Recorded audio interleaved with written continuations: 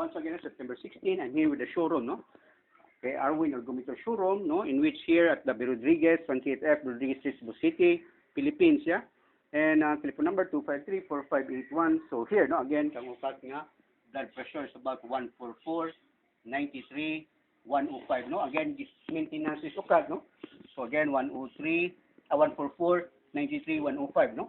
So muna yung blood pressure, no? Again, for 10 minutes lang with Arwin Ergometer, no? So this is kang ukat ni nga, Arwin Ergometer, no? Sorry kayo, okay? Ato ang i-upgrade doon ang quality. So here, it's about nag-usab na natin, no? It's the bearing, na. Here, we use the bearing, yeah? And then Shimano, no? So here, again, the bearing na. So bearing na, olives bearing na, the quality, the kung ano nga, bearing na ito na. Again, gibitay na siya. So here, again, maka-upgrade ka sa yantas. And then the casing, no? Here, tulo ka buok. And then the pedals, no? Unique kayo, no? So here, again, the pedals, nga.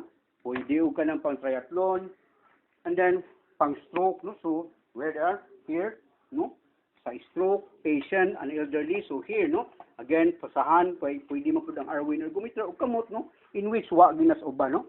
So here, based on the stress test, here, no? Again, American Heart Association and British Heart Foundation.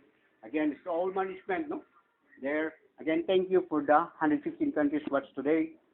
Again, thank you. So, start new cut. So, again, about 10 minutes, no? At ipakita niyong effects Arwin Ergometer. And thanks.